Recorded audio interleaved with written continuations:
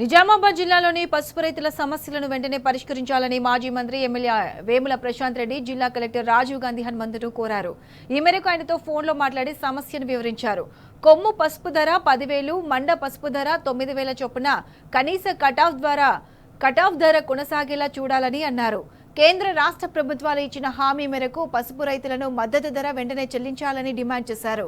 తక్కువ ధరకే పసుపు కొనుగోలు చేస్తున్న వారిపై వెంటనే చర్యలు తీసుకోవాలన్నారు. లేకుంటే పసుపు రైతులకు మద్దతుగా మరోసారి గంజికి వచ్చి ఆందోళన చేపడతామని హెచ్చరించారు. రైతుల కోసం ఎంతకైనా తెగించేందుకు తామెప్పుడు సిద్ధమేనని స్పష్టం చేశారు. నియోజకవర్గ పర్యటనలో ఉన్న ఎమ్మెల్యే వేములకు పలువురు రైతులు తమ కష్టాలను చెప్పుకున్నారు. దీనిపై వెంటనే స్పందించిన ఆయన కలెక్టర్తో ఫోన్లో మాట్లాడారు. కరెక్ట్ గారు, ఇప్పుడు ఇది రిగార్డింగ్ దిస్ పసుపు, ఇప్పుడు యాక్చువల్గా మొన్న ఏం చేసిరంటే వీళ్ళు పసుపులో 2 ఉంటాయి కరెక్ట్ గారు. ఒకటి కొమ్ము అంటారు, ఒకటి మండ అంటారు,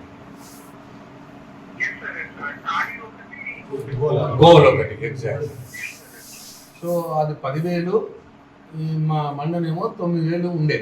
ఇలా కట్ ఆఫ్ రేట్ 10,000 ఏమో కొమ్ము ఉండే, 9,000 ఏమో మండ ఉండే. అయితే అప్పుడు నేను 1 వీక్ బ్యాక్ నేను వాళ్ళ మార్కెట్ కమిటీలతో మాట్లాడి అట్లా ప్రెస్ మీట్ పెట్టి కట్ ఆఫ్ రేట్ తగ్గేయద్దు అని చెప్పి నేను చెప్పిన. ఇప్పటికే వాళ్ళు 15,000 ఎక్స్పెక్ట్ చేస్తున్నారు క్వింటాల్కు.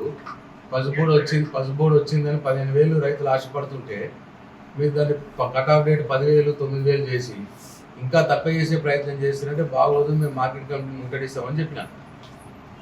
సో వారం 10 రోజులు బాగానే ఉండింది, 10,000, 9,000 ఉంచిర్రు. ఆల్ ఆఫ్ సడన్ నిన్న మండది 9,000, 8,000 చేసిరట.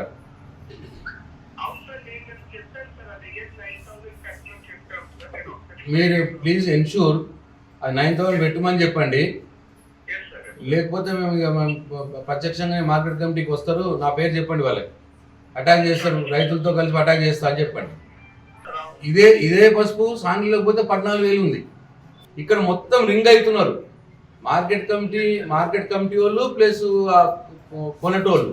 కొద్దిగా